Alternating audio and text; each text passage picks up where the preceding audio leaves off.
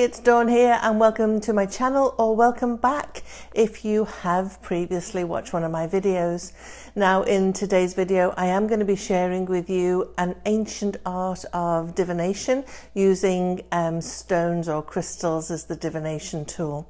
So if you are interested in learning more about that, then stick around because that's what I'm going to be talking about. And I'm going to be showing you how to do it. So this practice is called Lithomancy, and there are many ways to do this, but I am going to be sharing with you the practice that I was taught and that I use, and it's the practice that I teach others. Now, probably the most well-known practice for Lithomancy is runes, but this video isn't about reading runes, but it is about using the crystals and the properties themselves and the placement of them for this system. So we're going to be using the inherent wisdom of the crystal itself, and I hope that you love it as much as I do. So like I said previously, there are several methods that are used for lithomancy, but I'm going to go through my version of the practice. So to start with, you're going to need a few crystals and a surface to cast on, and of course you're going to need a question that you want answering. So some lithomancy practices just cast within a basic leather ring, but I like to use a divination board because I think it provides some real structure to the cast, and in my opinion it really helps with the interpretation. Now, of course, the crystals are the main feature of this system, so we're going to start there. These can be any crystals that you have already in your home, or you can assemble specific crystals for your set. Now, those of you that know me or have seen my videos, you know that I believe that crystals are sentient beings. So I do recommend that you ask each one if they'd like to be part of your divination set. Now, I only use my divination crystals for that purpose, so not for my healing practice or my own kind of personal healing, just my divination, and I keep them in a nice velvet bag. So if you're planning to use the crystals that you have already, please do ask them first and dedicate them for that specific purpose. So when you have your set assembled, you're going to want to determine a divination meaning for each of them. So you can use the crystal properties to help you to determine their meaning, and in a moment I'm going to go through my set of crystals and the meanings that I have for each, but you don't have to stick with those. You can use them for inspiration, or you can just completely create your own. That's the fun of working with crystals for divination. You get to create it for yourself. So now I'm going to introduce you to my divination crystals, and remember, you don't have to use the same ones. You can use different ones, or if you want to use the same ones, you can have different divinationary meanings to them. You can have more, you can have less. You do you, and it will be amazing divination set. So I choose tumble stones for a number of reasons. One, I find them a little bit more robust for the casting process, and also just a little bit more rolly, so we get movement in the cast. So I'm going to introduce you to the crystals and what each of the meanings are. So let's start with clear quartz. So clear quartz brings clarity and understanding to a situation. It keeps necessary information out in the open. It ensures nothing is withheld or disguised. There are no secrets. And if we are planning secret dealings, then they won't prosper because we're kind of holding some untruths there. It tells us that things will be transparent and they'll be obvious to us, that facts will come out into the open, and because of that we'll be able to think more clearly. So the next crystal is a rose quartz. Of course, you know that this is all going to be about relationships. So whether that's friendships or romantic relationships, or even emotional energy surrounding any relationship that we have. It could be to do with self-love, or it could be to do with misunderstandings and shining a light on those. It's about supporting emotional well-being. It reminds us to concentrate on our relationships and put some time into those. But it also could mean that we have friends, family members, loved ones that need some emotional support from us as well. So the next one is red jasper. And red jasper has a focus on the practical. It reminds us to do what's necessary, to stop wasting time, stop complicating things. It also tells us that things aren't quite as what we think they are, so there are some hidden things that need to be surfaced. It tells us that we have the skills and the abilities to achieve our goals, but also not to waste time planning elaborate strategies. It tells us to be straightforward in our approach. So let's look at carnelian next. Well, carnelian's about creative energy. It's about joy, the love of life, the joie de vivre, happiness. It's about harmony of those around you, going with the flow. It's about success, increasing positive thinking, positive acting. Reminds us to be flexible and not be rigid at this time. It helps us to deal with old wounds and emotions. It brings about healing. It brings about better health. It tells us that stressful situations have been unbalancing us or making us feel a little bit off kilter. So this is citrine, and it is a natural citrine. It's not one of the heat-treated amethyst citrines, so that's why it doesn't look as the bright yellow as you would normally see in a citrine.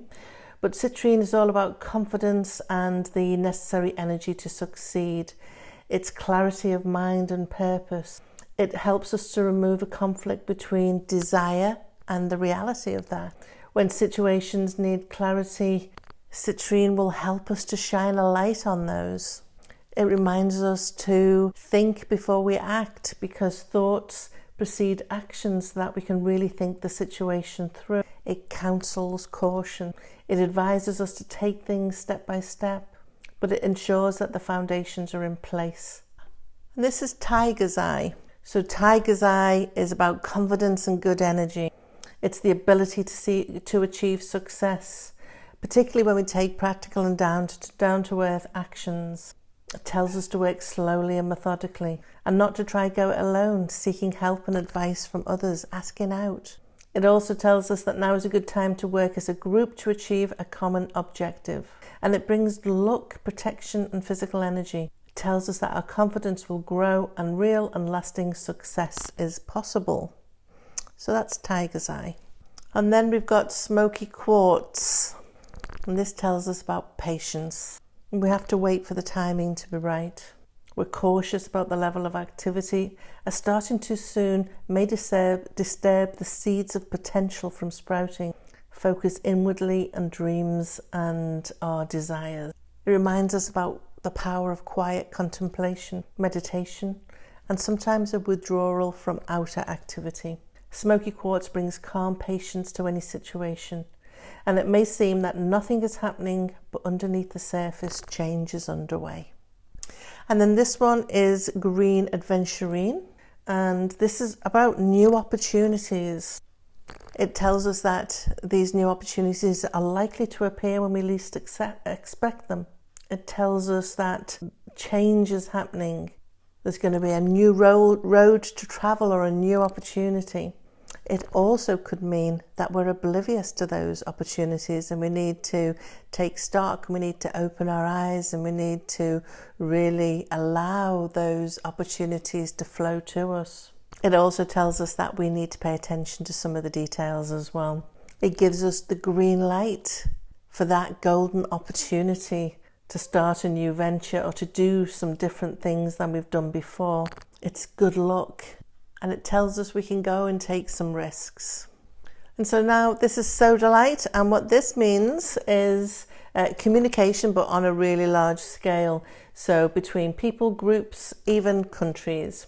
So When we talk about communication, we're not just talking about verbal communication. This could be telepathic. So messages are being sent and received telepathically as well. But it also might suggest that a situation needs somebody to come and mediate, to bring some peace to the situation. Or it might be there to tell us that news of a resolution or a new opportunity has come in. And maybe we need to contact others to bring this about. Perhaps this is telling us to keep talking, to keep in conversation with another. It's about peace and contentment, but it's also an ideal time for research and for study. So I think you'll see that many of these crystals have multiple meanings. So the idea is to interpret that for the situation that you are bringing.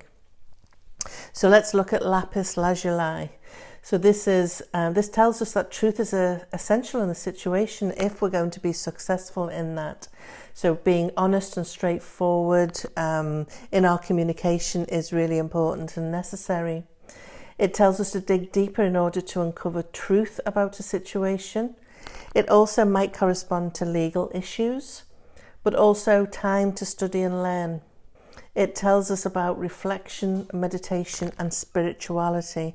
So maybe that's what it's pointing to. It's also about balance, seeking the truth and being prepared to study and do a little bit more research before we act. It's also telling us to be open to those flashes of intuition and inspiration. And so this is a little piece of amethyst, small but mighty. And this is about calm and sober deliberation if we are needing to make a decision, so kind of taking the heat out of decision making. But it also points to health issues, particularly those related to anxiety or nervous disorder or headaches or stomach issues. And it tells us that self-discipline is necessary. It also asks us to put our priorities in order, and that we might be overdoing things. Maybe you're getting carried away by grandiose schemes, and this reminds us that maybe they're unrealistic at this moment in time, and to focus on the practical goal. Amethyst warns us that self-discipline and clear thinking is necessary. An orange calcite. So these are positive emotions that are going to help us succeed in this situation. And don't let the naysayers and those individuals that tell you it can't happen, don't let them bring you down. But it also might be to do with somebody that we know might need cheering up, or that emotional healing might need to occur either in ourselves or another. It reminds us to make time for creative endeavours, and that perhaps we're feeling a little depleted and we need to take some time for ourselves. And finally, hematite. Well, hematite is incredibly protective. So when we need a cloak of protection throwing over us, we can call upon hematite. So it reminds us that we may need to think about our boundaries. We might need to bring some protection rituals and practices to the situation. It also has the ability to look at the hard truth. So the things that are surrounding the situation or the issue, and really get to the nub of of what's going on. It also reminds us that we will endure, and even if we feel that the situation is too overwhelming or intense, that we have the strength to work through and get closer to the truth, or get to the situation being resolved. It also is it's also a reminder that we need to examine our behaviours and uncover the behaviours that no longer serve us, and choose a different set of behaviours that are going to move us forwards and closer to where we want to be. And then finally, it reminds us to stay grounded, and we might be a little bit fanciful, we might be a little bit flighty, maybe our minds are prone to distraction, or we lack focus. So it is a reminder that we need to be more grounded in our approach. So they are my crystals. They are potential divinationary meanings. Now, when you have your set together, cleanse and dedicate them. And if you're not sure about cleansing crystals, I do have a video that is specific for that purpose. So I'll link that below. And to dedicate them, well, really, it's just taking one separately and placing them against your heart, asking them to provide clear and heart-centered readings. So kind of set them up for success. So let's talk about the grids that we cast on, and the two grids that I use. They're both called compass grids, but there are lots of different ones you can use. So I'm going to cover the two that I use. So the first one it's called the Bagua board, and this board uses compass bearings for the reading. So each of the bearings, as you can see here, has a divination meaning, and you cast all of your stones onto the board.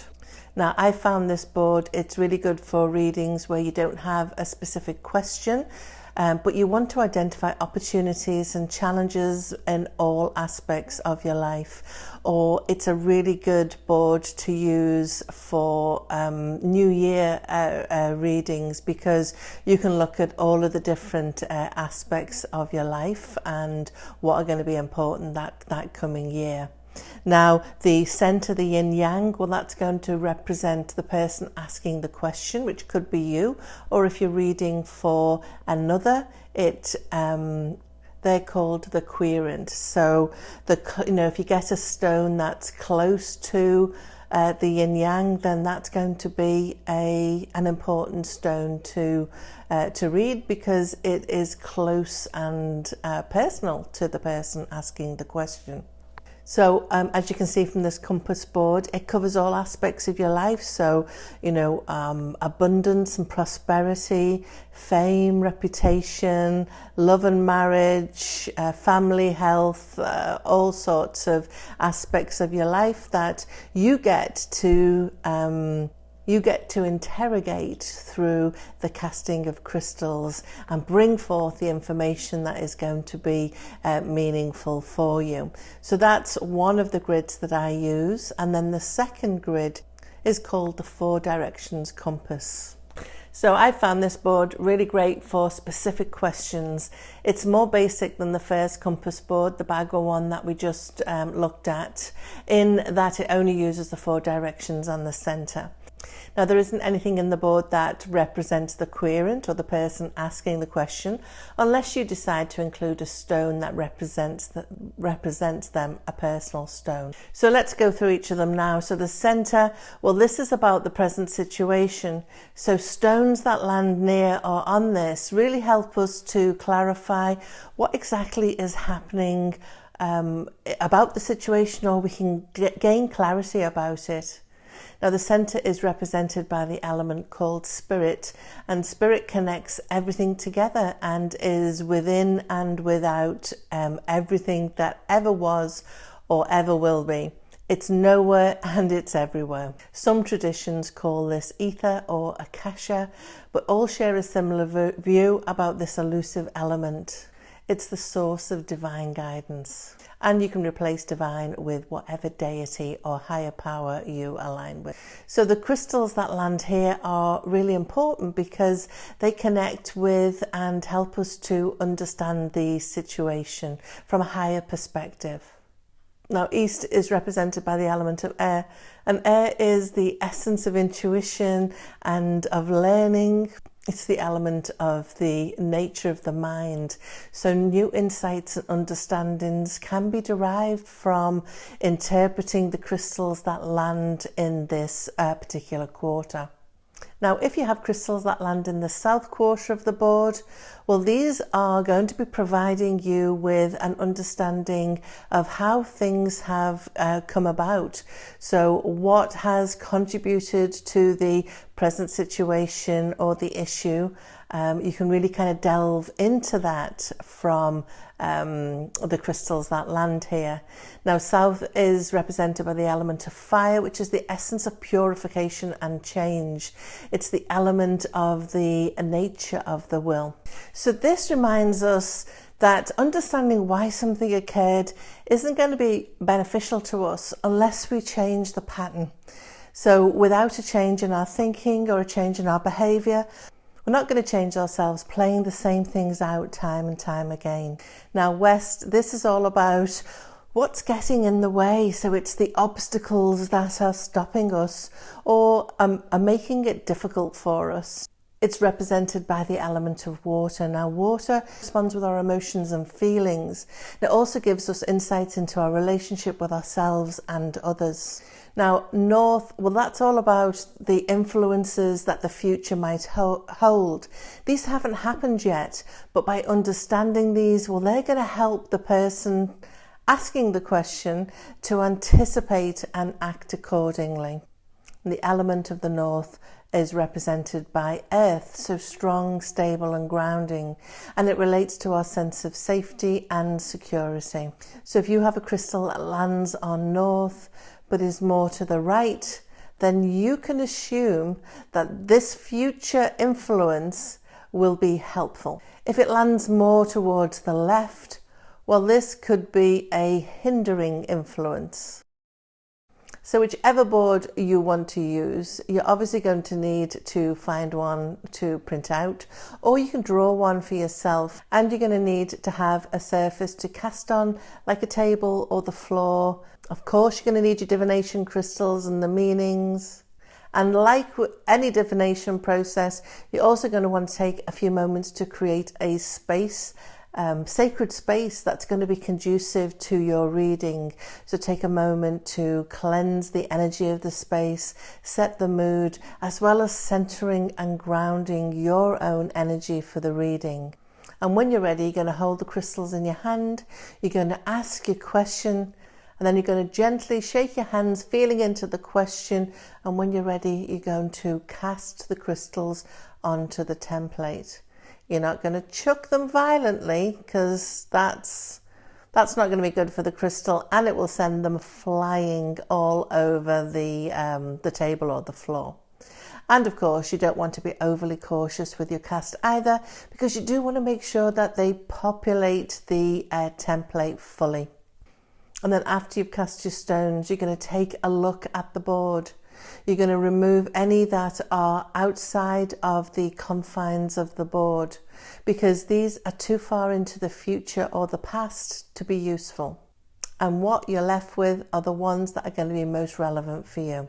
Now, if there are stones that are sitting across two directions, we're going to read that stone for the directions that it's actually hitting. And then it's time to interpret the crystal, and each one will be read based on its divinationary meanings, but also the placement of the crystal on the board. You know, interpret, have some fun with it, and you also might want to make some notes or journal each reading. That way you can build up your understanding of the crystals, of the process, of the placement, and what they mean to you. So of course we're going to need a casting board, and I've just printed out the simple 4 directions. So if you remember, this represents the present situation. Here we've got the obstacles, we've got the future influences, we've got some helpful elements that we might want to leverage, and these are the past influences. So you're going to take your cleansed crystals in your hands, and you are literally just going to gently roll them round in your hand as you're thinking about the question that you want to have answered. And so the question that I'm going to be asking is, how do I grow my business? How do I reach more people? what's stopping me, what's getting in the way. So I'm just going to give that some thought as I holding on to the crystals. I'm just going to utilize the energy, ask my question, and then when I'm ready, I'm going to just gently drop them. And as you see, some of them have dropped off my surface area, which is fine. We're going to remove this one because this is way too far to be of relevance to us.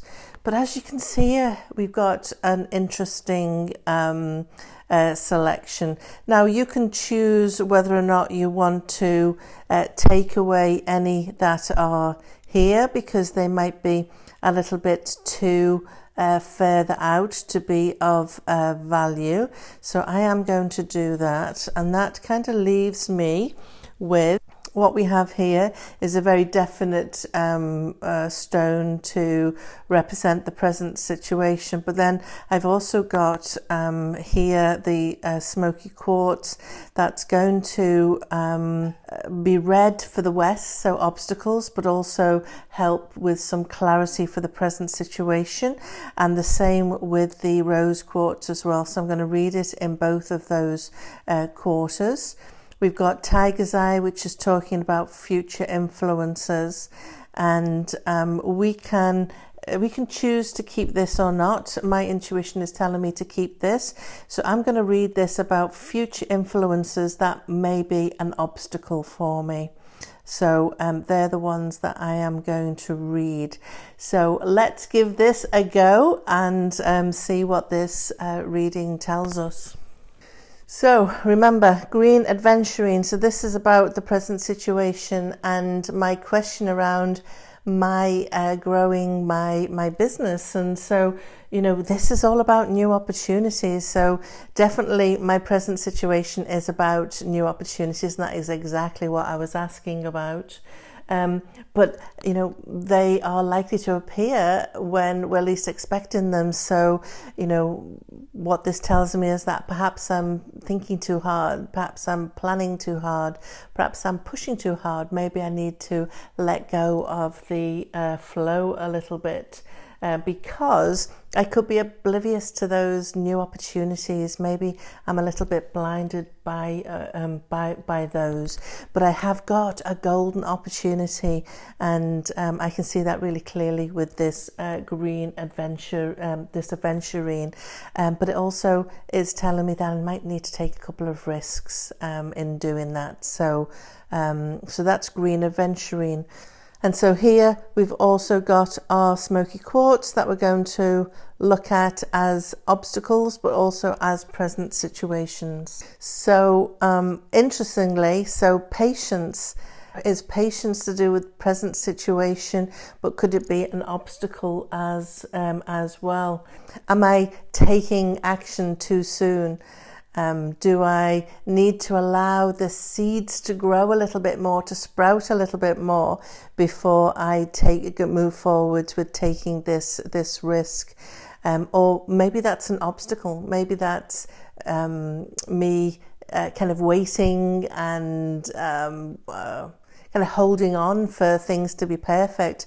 Maybe that's an obstacle for me. You know, when I look at this in the present situation, you know, change is coming. It is, you know, it's kind of starting underneath the surface, and I need to be a little bit patient. But I can have the tendency to wait until the timing is absolutely right, and that is going to be an obstacle for me. So a good reminder there. And then we have rose quartz, again with present situation and with obstacles. And so in the present situation, you know, I am somebody who is solitary. Although I have a big community, I very rarely ask for help and support. So maybe this is an obstacle that I need to get over. Sometimes we do need to reach out and to get some support. So I absolutely see that as an obstacle, and it's something that comes up time and time again for me. And in the present situation, well, I think it's about, you know, emotional well-being and needing to make sure that my needs are met. I spend a lot of time helping and supporting others, so this might be an aspect of the present situation as well.